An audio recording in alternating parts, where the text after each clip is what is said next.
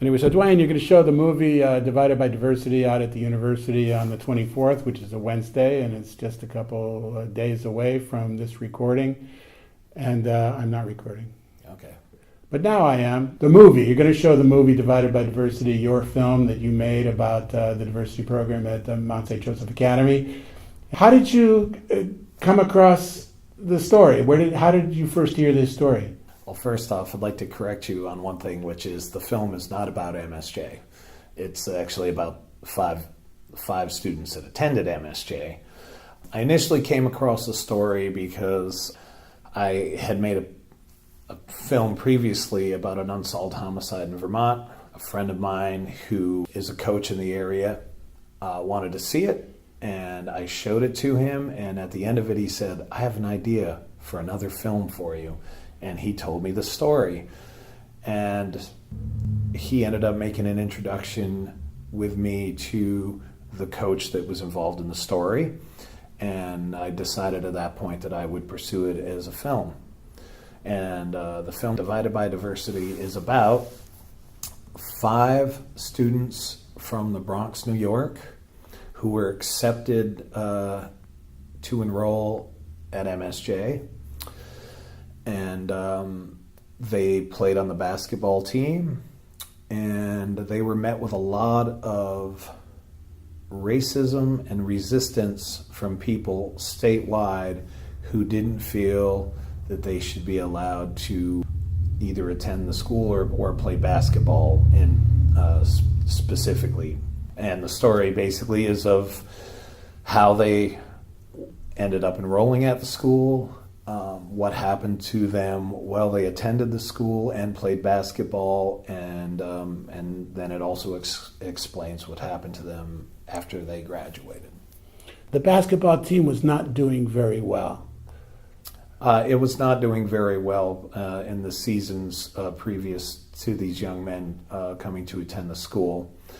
They had been moved to a lower division, and they still, if I remember correctly, I want to say that they were coming off of they were played a 1-win season, I think. Then when the coach that eventually did work with these kids was hired, he worked there for a year before these kids came. He got it up to 2 wins, which was a pretty big deal.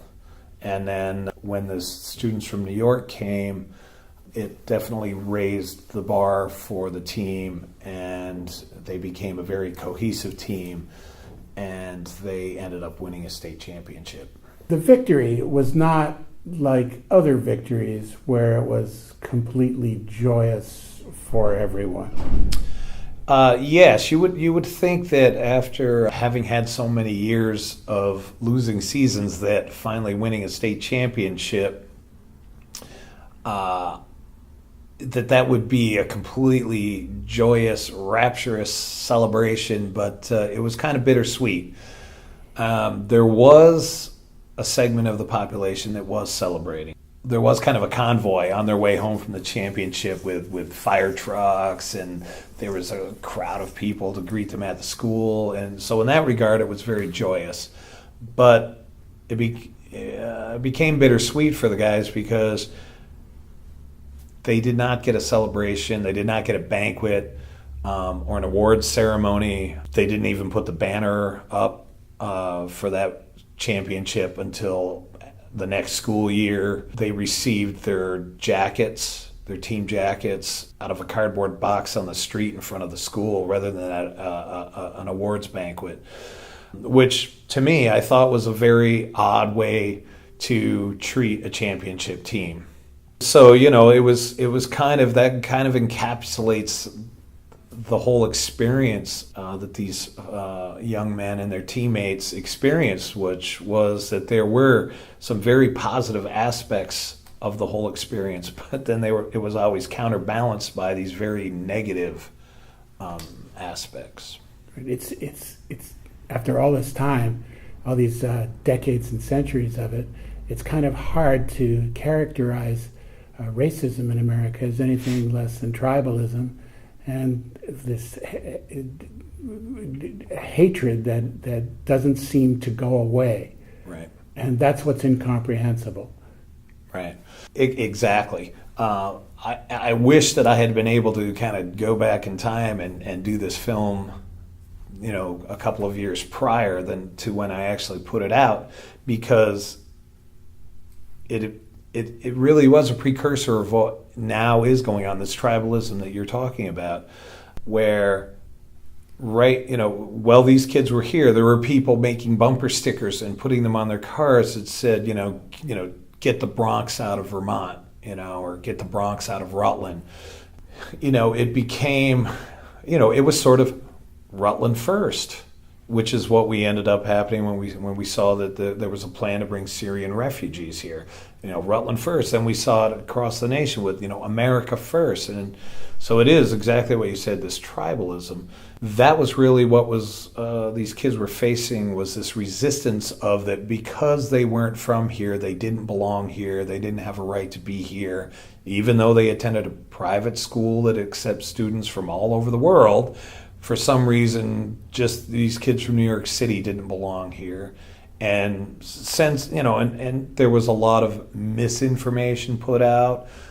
Even when it comes to my film, there's been things said in the press implying that, for example, that I didn't reach out to the administration to ask them if they wanted to participate in the film, which is completely untrue. And as everything in my film, I made sure was documented, that I had, emails, newspaper clippings, photographs, video footage, every form of way that I could document and corroborate from multiple sources the things that people were saying in the film, so that when the film came out, I knew it was factual, 100%.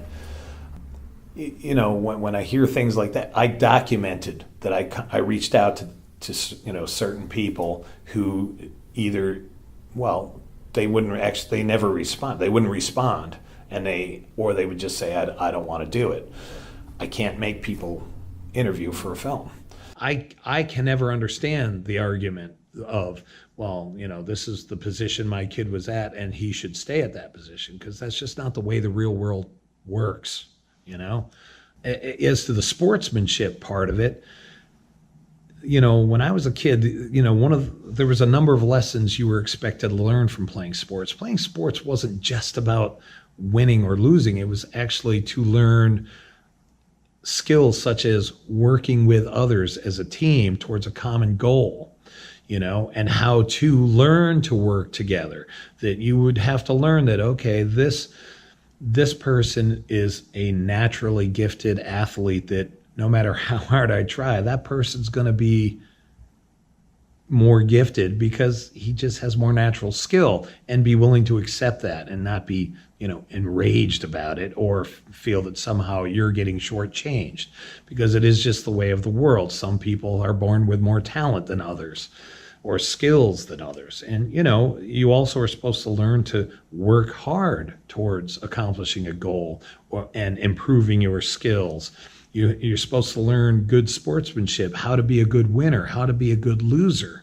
But if the example that's being set for you is that, you didn't get the position you wanted, or you didn't get the playing time you wanted, mommy and daddy are going to go down and they're going to pitch a fit, and they're going to bully people around, and they're going to complain, and that's how you get things in this world. See, that's not the lessons you're supposed to be learning from sports.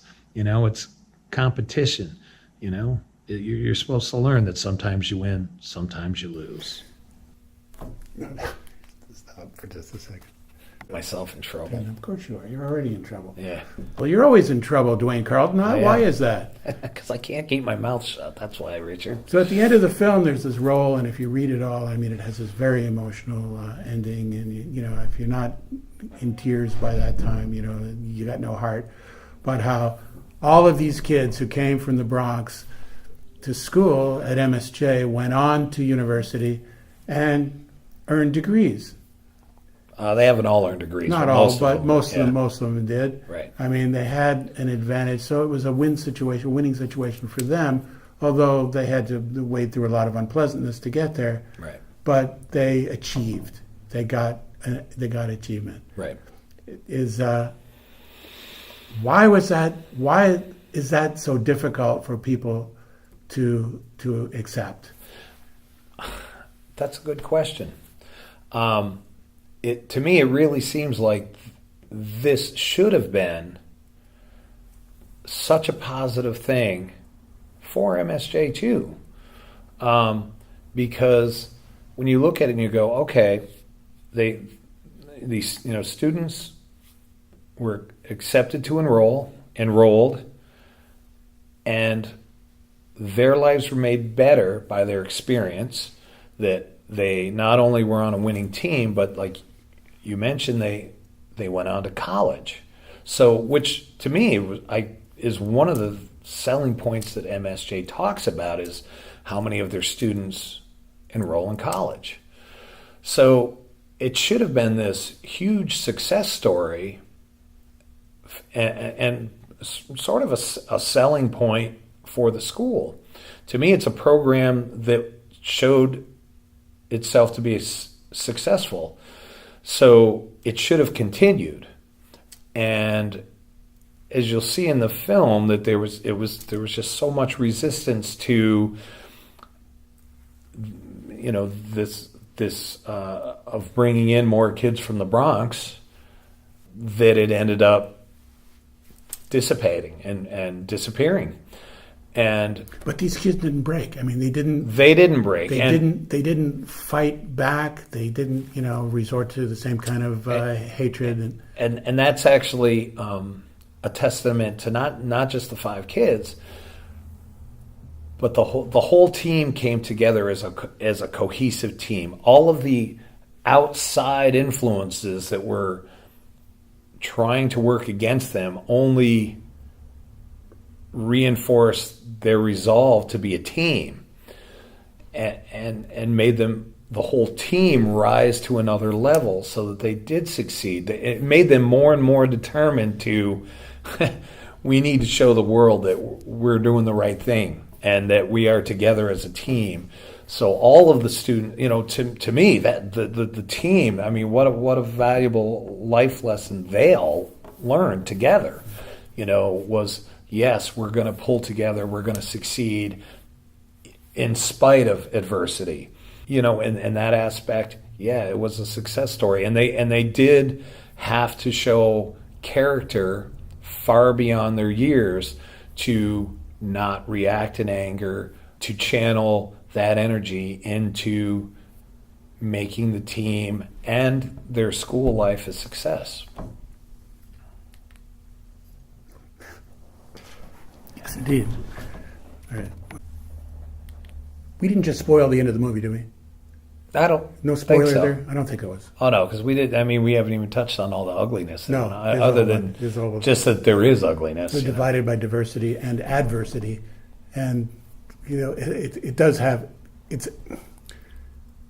it's uplifting, ultimately, that in spite of this adverse situation that these kids from the Bronx had to go through, they did all right. They did good. Right. Yes, that they did succeed. They all went on to college.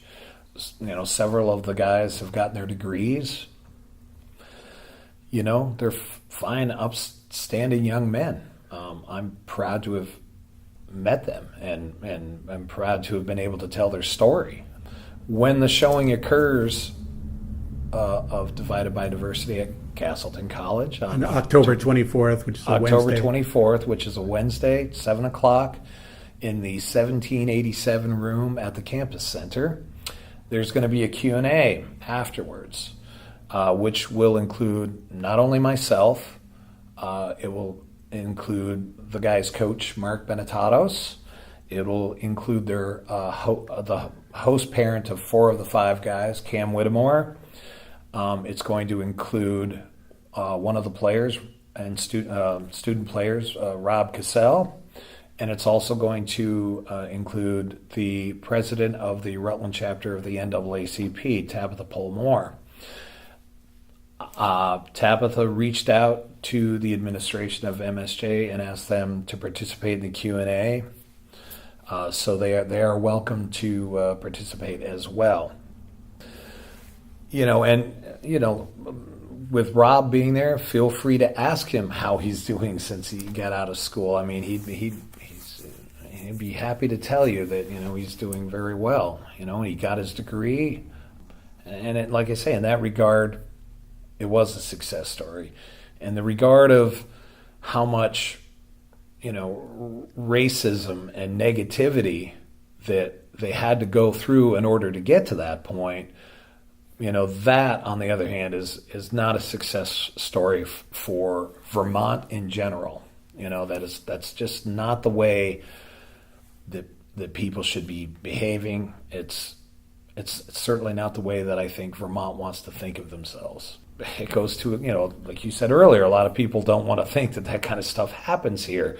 But there is this, and some of it is in very subtle ways, some of it is in much more overt ways, people chanting things at games and calling, these 15-year-old kids racial slurs.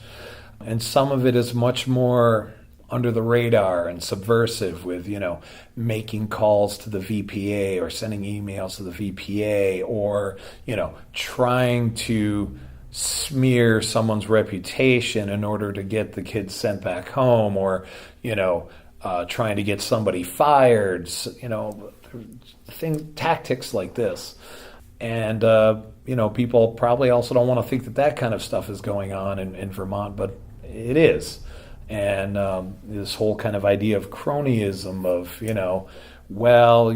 don't want to talk about that because so-and-so was connected to this person, and so we can't really tell that story or we can't talk about that. And, I'd be more than happy at the Q&A if you want to ask me about things that have happened to me personally since the film has come out that tie into this whole cronyism idea.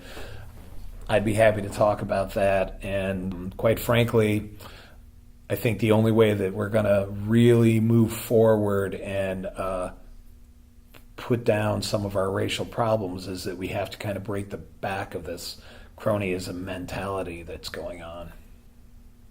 Duane Carleton, as always, a pleasure talking with you. Thank you so much. It's an achievement, and I know a lot of people are going to come out and see this because it's quite a film. It's quite a story. Well, thank you. Thank you for having me. Thank you, Duane.